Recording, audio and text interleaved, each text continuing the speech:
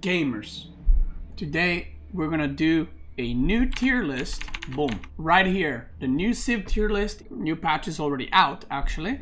Some small changes, some trade nerfs, some French buffs, and this is the newest ladder map pool. So what I'm gonna base the Civ tier list is just how strong I think the civilization is on the maps that they're played on. So for example, I'm not going to rate French on Baltic because French is not played on Baltic, right? You know, I'm not gonna rate Delhi on Four Lakes and stuff like that. I'm gonna rate Delhi on like Dry Arabia, Prairie, Mountain Clearing, High View, Lipany, and so on. So just to kind of give you guys the premise of how this will be done, so you are aware of what I am talking about. So with that being said, let's get into it. We're gonna start with pretty strong Civ, and that Civ will be English. I think English, looking at this map pool and in general, is just a very strong Civ, partially because it's playable on every single map.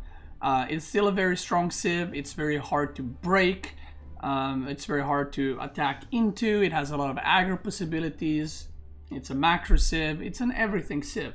It's just a really good Civ still. And it will probably, in the current meta, by the way, this is not a Civ tier list for like what's good in Gold League. This is what I think is good at the tippity top. So you can take that any way you like, right? So I think English is just a really well-versed Civ. And the current meta, which is very high feudal aggression, English is very good at it. And even if the meta swaps to something else, I think English will still be okay because they can just play, like I said, whatever style. So English, very nice. The next Civ we will be talking about is French. Now, French is probably one of the still weakest Civs. Now, I do want to say that the patches just dropped, and they did get an economic buff where their villagers are producing even faster than before. So I have to play French and actually figure out how that works. But I don't think they will be as bad as they used to be. So I just wanna say that. I think the changes that they received, where the town center produces faster, I think it will make them quite a bit better. And if you want to play French, go with at least 2 TCs. The next Civ we will be talking about is going to be, let's just get some easy ones out of the way. Malians. Kappa. Malians is one of the best Civs right now, in my opinion. They are incredibly strong. Their sofas also got 4 seconds faster production time compared to what it used to be. It's a very strong Civ to all in feudal. It's a very strong Civ with pro scouts. The scouts are very strong. Their water is actually not bad. They have a unique bonus for their Civ where their ships move 15% faster next to docks, which is actually quite strong because of the demo ships. I think they're just very good. They're very hard to play against at the top level, and in my opinion, they're extremely strong Civ. So yeah, another extremely strong Civ is Delhi. Delhi is one of the best Civs. Now, one of the great things about Malians and Delhi is that they both beat English pretty badly. In my opinion, the biggest counter to English is Malian and Delhi. And then Malian and Delhi, I think, can go both ways, but I would probably favor it a tiny bit to Malians. Now, Delhi is also extremely good Civ. It's a good Civ on hybrid maps. It's extremely good Civ on open maps. You know, you can go Sacred Side Win, you can go Castle with Compounded Defender. It has received some nerfs, but it still doesn't matter. It's one of the strongest Civs in feudal, which, like I said, the current meta at the top level is a lot of feudal aggression. Delhi being one of the best here is not really a big surprise, I would say. Next Civ we'll be talking about is Ottoman. I think I used to rate Ottoman S tier before. I've changed my mind on it a little bit. I think it's good. It's you know, it's not bad. It's just not like the top civs. I think it's almost an S tier, but I think not quite. I think the longer time passes, people are also figuring out how to play against Ottoman. Ottoman is very good against English as well, if played correctly. If you manage to get in castle and then just do big pushes with military schools, Ottoman is very strong against English. But maybe until that point, English, you know, a bit easier to play in feudal, because Ottoman can't really push and kill English like they can do against other civs. And I think right now what Ottoman needs is some kind of maybe reinvention of their meta, maybe add a couple of more options to what they can do. But in general, I think it's a very strong civ. Delhi and Ottoman trade somewhat evenly. Like I said, it's a good civ, but I probably wouldn't put it on the same side as these top ones. Next civ we will be talking about, oh, that's a hard one. Rating these other ones is kind of weird. I'm trying to think where I would put them. I'm gonna put Mongol in A tier, but with one big fat but. Mongol is very dependent on matchups. Some matchups are just really bad for Mongols. And some matchups, they have good advantages. They're matchup dependent and they're map dependent. So maps where they're good for trade, you can do like tower rushes into trading. You can do a lot of different stuff with Mongols.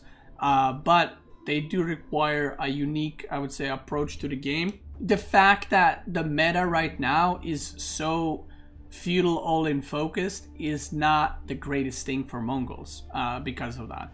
Now, they can do some aggression as well themselves, and they can go for trade, but other civs in a way kind of do it better. Maybe they're even B tier, but we'll keep them in A tier for now. The next civ we'll be talking about is Rus.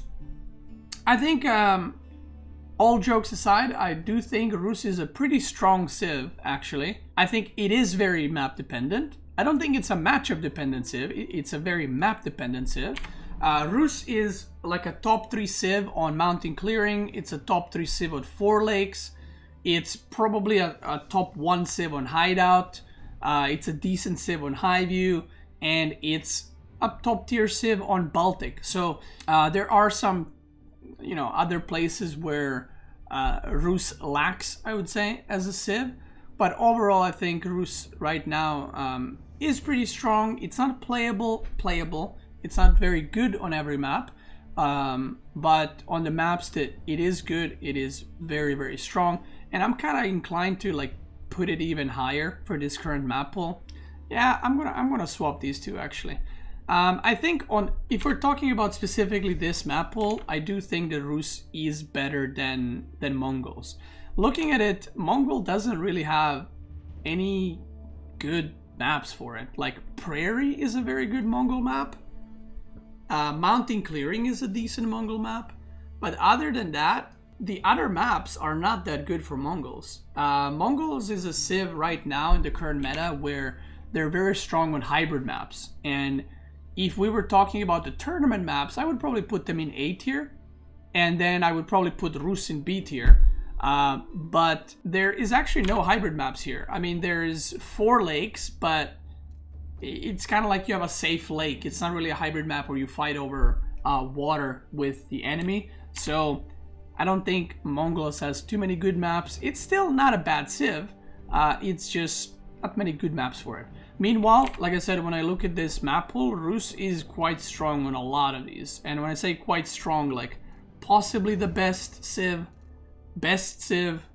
maybe second best civ, and then best civ. So, you know, it's pretty good. But then it's like 8th in Dry Arabia. You know what I mean?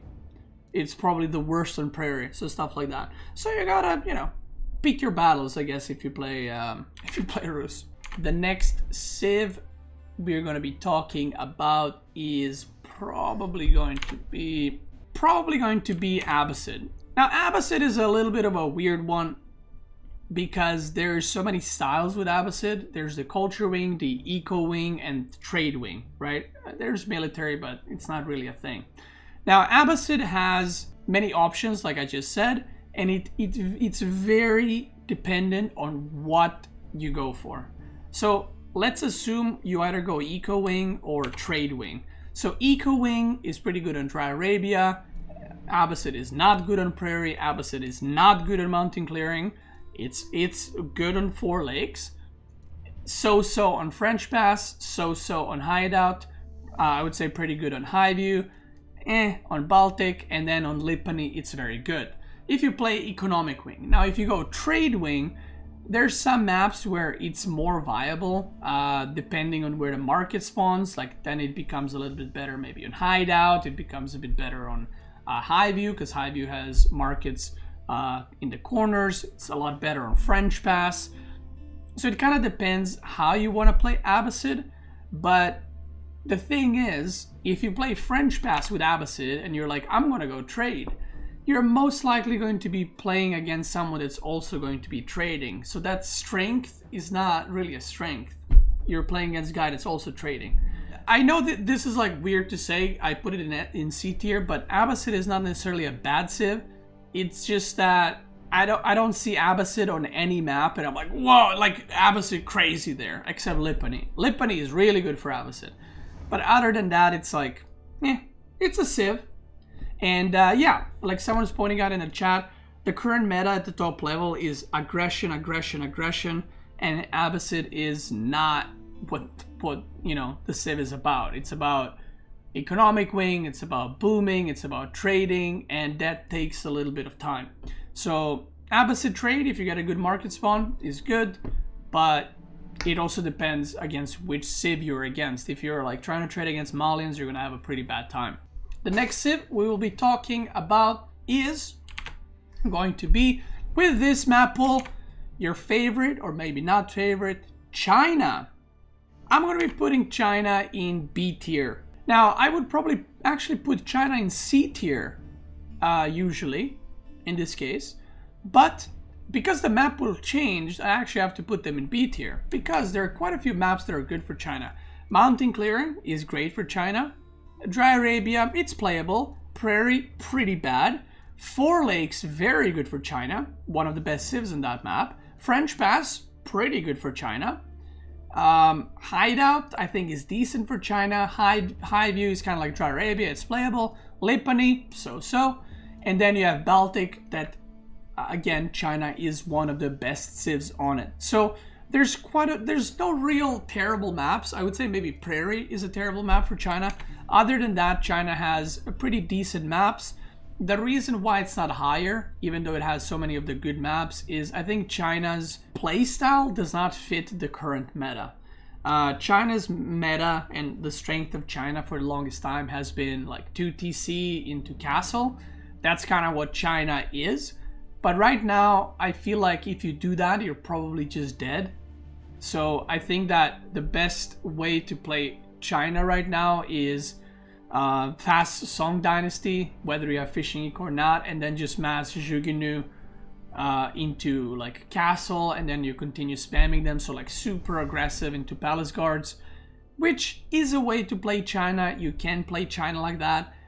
The thing is, some of these civs, including Ottoman, can also do that, but they can do it better. So yeah. And the last civ we'll be talking about is Holy Roman Empire. Now, Holy Roman Empire, I would say, is decent on Mountain Clearing. I don't think it's top 3 civ, maybe not even top 4, but it's pretty decent. You can go for Burger, you can go for even Cathedral and get like super fast relics. Playable, very much playable in Dry Arabia, very good on Prairie, very good on Four Lakes, probably a top 2 civ on Four Lakes, maybe top 3 civ. So-so on French Pass. It's okay on Hideout, you get very good chapel because of all the trees. So-so on Highview, it's decent on Lipany, and then it's very good on Baltic. Overall, I think HRE is pretty strong. Not many people play it on land maps, but in my opinion, HRE goes to the A tier. Now, I don't know specific ranking for like order, so I'm not gonna do like specific order which civ is there. Let's just call them equally strong. So, in my opinion, for this current map pool, including the new patch changes, based on this, I would say this is probably going to be my ladder tier list, I don't think much will change. Like I said, we had some changes in the patch. The only one where I'm not sure about, to be completely honest, is French. It might be a lot better than it used to be, but I think because of the map pool, even if that happens where French is suddenly very good or a lot better again, it would only be like somewhere here, right? It wouldn't like jump to S tier or A tier. It's funny because French is a feudal aggression civ and that's the meta, but the other civs just do it way better, which is kind of the sad part. So we'll see. We'll see. Anyway, that's the tier list for April 2023. Let me know what you guys think. If you guys are watching on YouTube, I want to thank you guys so much for watching. I hope you enjoyed the video. Check me out on Twitch. I'm probably live literally right now. For Twitch gamers, let's keep going.